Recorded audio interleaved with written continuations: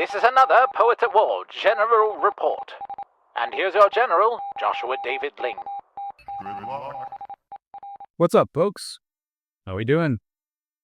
Another General's Report. Finally getting back outside for a change. I've got my tea. And, a little hot. You've got, Yorkshire tea. Best kind. Just got it fresh today, too. So very, very nice. Today I wanted to talk about, the way millennials and Gen Z want to fix old things versus some of the other generations. Now, other generations vary greatly in regard to all of this. But, things break down over time. Not just people, but institutions. There's a lot of talk about these sorts of things in various circles. You got Nate Wilson talking about, creating a pirate ship, right, as your institution. Having a pirate ship mentality, where if it goes off course, you go down with the ship, or you, instead of going down with the ship, you jump ship, right? You get the right people off. You leave things sometimes, but sometimes you fight for your ship. There's lots of specifics that go into that pirate ship mentality. One of the things that's also going around recently is Brandon Lake, I want to say. I can't remember the dude's name. Honestly, never heard any of his songs. I've heard some people talk about them and how they're popular on radio. I haven't listened to Christian radio in so long. The thing that's really interesting is a lot of people are coming at it from the very popular today idea that all modern worship is a problem. I would agree that most of it is. In fact, I'd say the vast majority is. But the thing I specifically wanted to talk about pertains to not just worship and the way we do church, the way we do societal things, but the way we do something as simple as Major League Baseball. Now, when I say as simple as Major League Baseball, I don't mean Major League Baseball isn't complex. It is fairly simple in what it is. It's a game. It's been around a long time. A lot of money and time and pride and, history goes into it. When talking to someone who's just getting into baseball, it is usually very hard to get them into the minutia of baseball. There are so many things, and it's just getting more and more complex as the stat people, start creating things like WAR and R-WAR and, all these other sorts of stats that are all, algorithmically inclined to help the team win, right? But explaining even a batting average to somebody, which is a very old stat and a fairly simple one, to someone who's never seen the game, carrying someone's batting 300, meaning they're 30% successful. In any other sport, it sounds like they're not successful. And having to explain that can be hard, just in and of itself.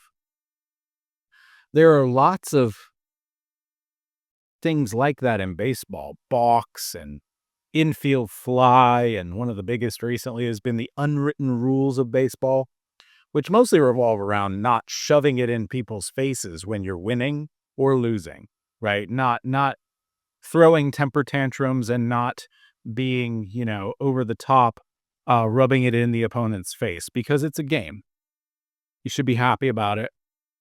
I don't agree with all of them. I think showing emotion can be a good thing, but a lot of these guys are straight up yelling and cursing at each other, and admittedly, they're earning millions of dollars, which is a whole other issue in and of itself. Are they really worth that to society at this point when it comes to what they offer, right? A lot of that's legacy. A lot of that's the bloat of the previous eras. And it just becomes this big behemoth that has so much bloat to it, it's hard to express to someone who's like, I want to get into baseball, what that's like.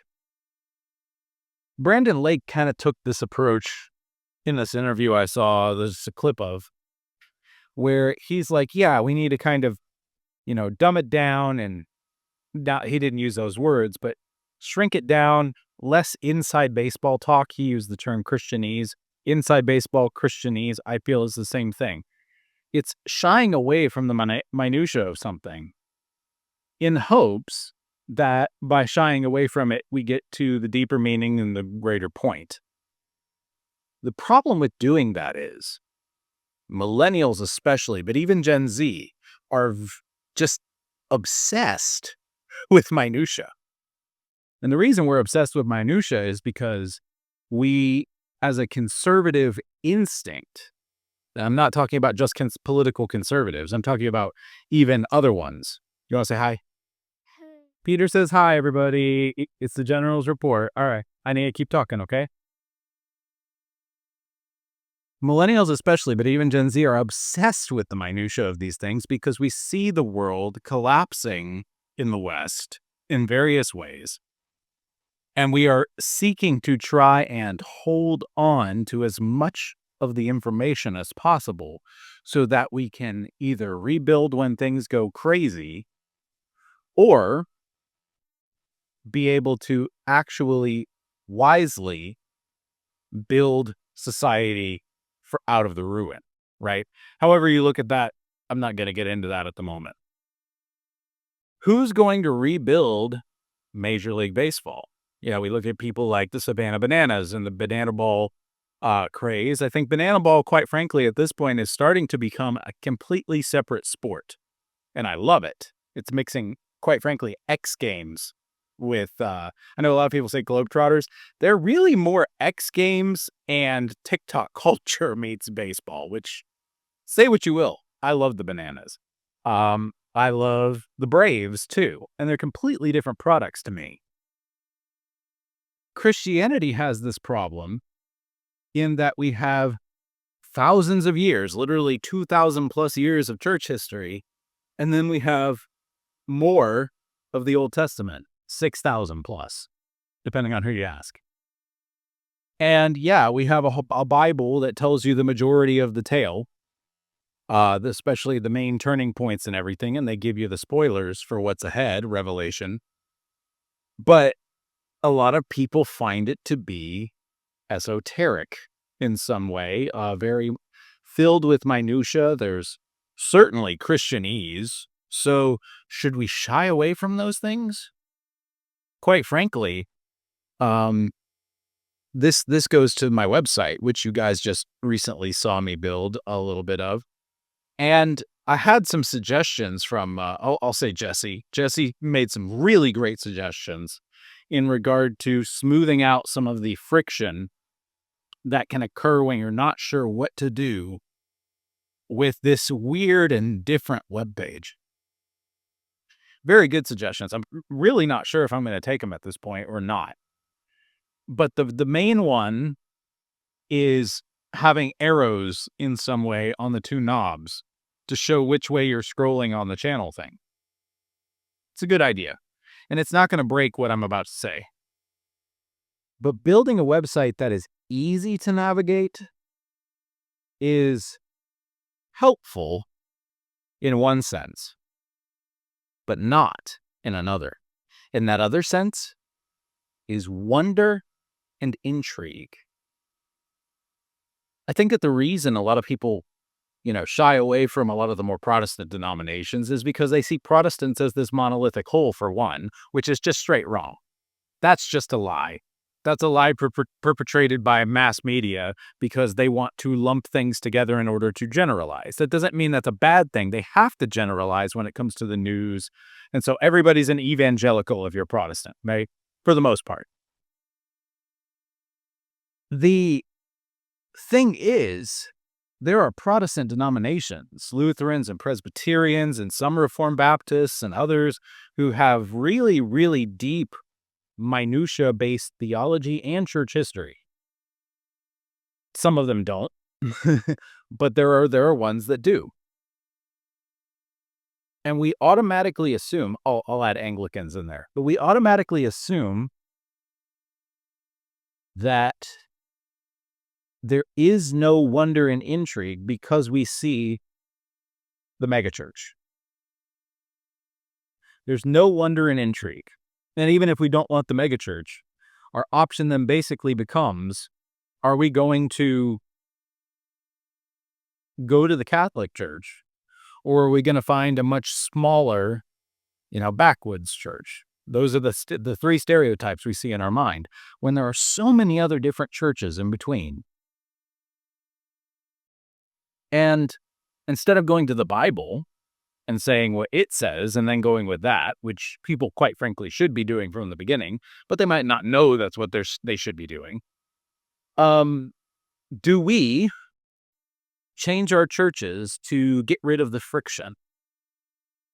MLB is doing that right now with baseball. They're trying to do pitch clock, which is actually destroying pitchers' arms. Pitchers are having to pitch so much faster, not just velocity-wise, although that's a problem, and frequency. And they're blowing out their arms. The Braves have had at least 5-6 injuries in the past 3 years to their starting pitchers. And probably more, to be honest with you. Things have been so bad in not just the Braves, but MLB with pitchers that we're destroying what baseball is. Don't get me started on the designated hitter as opposed to pitchers hitting, right? Once again, getting into the minutia. So is it removing the minutia and focusing on the big picture? Is that, removing the friction? Is that the way forward? Or do we rethink things from the ground up like the Savannah Bananas? That's another option. You can rethink it from the ground up. What's enjoyable? Fan first, right? What does a fan want to do and enjoy while at a game? What makes a crowd happy? That's one way to go about it. Another is to take whatever it is you're making, whatever it is you are pursuing. You're not making Christian faith, for example, but you are pursuing it and trying to present it as it is. I think this is the best option, personally. I do think the Savannah Banana option is legit, but I think that the option, and sometimes it can be right to generalize, but the third option to actually make something as it should be, to feel out what that thing should be and express it. I think that is actually using wisdom instead of trying to collect data. Now, if you don't have enough data, you're not going to be able to use wisdom. There's that. But wisdom is taking the data you do have and compiling it and figuring it out. With my website, I'm trying to create an experience for the viewer that feels exciting, fun, and comfortable. I don't need a low barrier to entry. If I have a low barrier to entry, quite frankly, my website might not be worthwhile. If something is too easy, it might not be worthwhile, especially in our ultra convenient day and age. I think that's why a lot of people shy away from evangelicalism, because they hear the free offer of the gospel and they think, oh, that can't be it. I got to do something more. You don't.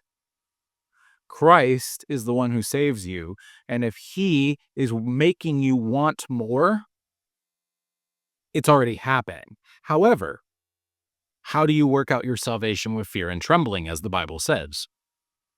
Right? You do have to work, but your work isn't to save you. Your work is to serve the King. The King requires your service. That's all he requires. And he doesn't even require you to succeed. He just requires your service. He brings the success. He gives you the tools. And you do with it as best as you possibly can for his glory. That's what I'm trying to do with my website. That's what I think the Braves should be doing with their whole entire franchise, what MLB should be doing with its entire company, and what Savannah Bananas should be doing. how can we make this thing the way it should be? How do we know what it should be? Quite frankly, God has the answers. And if we seek them earnestly in prayer, and we do our best to figure them out, I think we've got a much better shot than if we're taking polls and finding out what fans want, or if we're, deciding that, looking at metrics of when people check out, right? And attacking that and trying to keep people from falling away. So yeah, I think baseball, Christianity, websites, society is having this major problem of how do we communicate something so succinctly that anyone can get it? Thankfully, the gospel is simple already. But adding the minutia might just make someone lean in happiness and wonder and joy and intrigue. Never underestimate creating intrigue. That's why this is a 1x1 square. There's not a lot of square videos anymore. That's why I'm just talking on camera with minimal edits. These are all decisions I'm making to show you me as me. All right, that's enough of that then. If you're moving on to the next segment of Poets at War, enjoy. If not, be your family's bard. Do not turn to the right or to the left, and the Lord will be with you wherever you go. We'll see you next time in the trenches on Poets at War.